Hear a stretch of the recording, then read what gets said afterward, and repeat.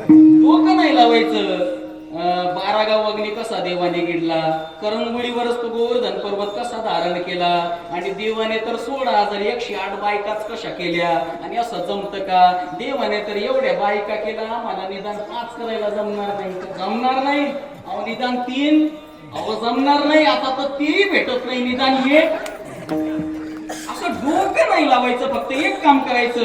चरित्र ते उच्चारावे केले देवे गोकुळी. जे चरित्र भगवान कृष्णानं गोकुळामध्ये केलेलं आहे, तर चरित्र फक्त उच्चारण करायचं, आचरण नाही, कानाने श्रवण करायचं. सगळ्यांना माहिती आहे, सांगण्यात मला पुण्य लागतं, ऐकण्यात तुम्हाला पुण्य लागतं. वसुदेवा देत देवकी बहीण, लग्नामध्ये विघ्न झाले ऐका.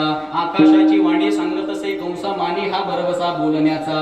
8वाईचा पुत्र वधील तुळशी, 8वा मुलगा तुला मारणार, 8वा मुलगा तुला मारणार, अशी आकाशवाणी झाली. आणि आकाशवाणी झाल्यानंतर कंस मामाने आपल्या मेहनातली तलवार काढली आणि आपल्या बहिणीच्या लग्नामध्ये मुलगा मारायचा तर बहिणीलाच मारून टाकू बुवा, मारायला धावला. पण ते वसुदेवाने हात धरला, राज्या मारू नकोस, आतापर्यंत तुझी बहीण होती, आता माझी पत्नी आहे, मारू नकोस, कारागृहामध्ये ठेव, आम्ही सगळी मुलं तुला आम्ही आमची आणून देऊ. 1 2 3 4 5 6 मुलांचा वध कंस मामाने केला.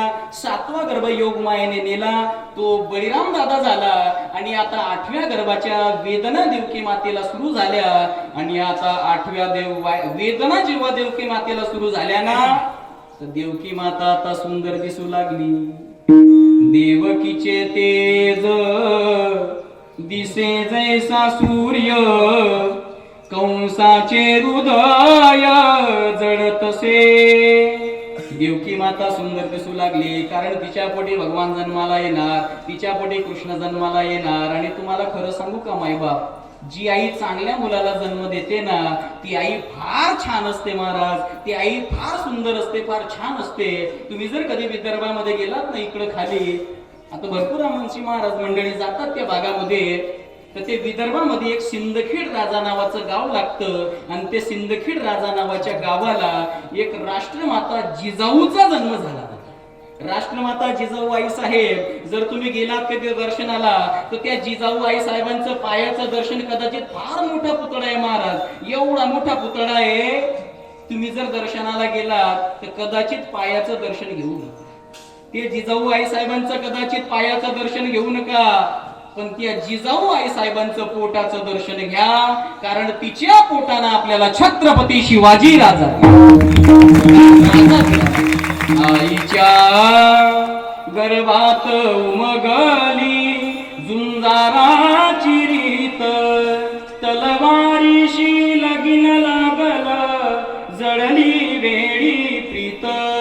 लाख संकटे झेलून घेईल अशी पहाडी छाती, शूर आम्ही सरदार आम्हाला काय कुणाची भीती.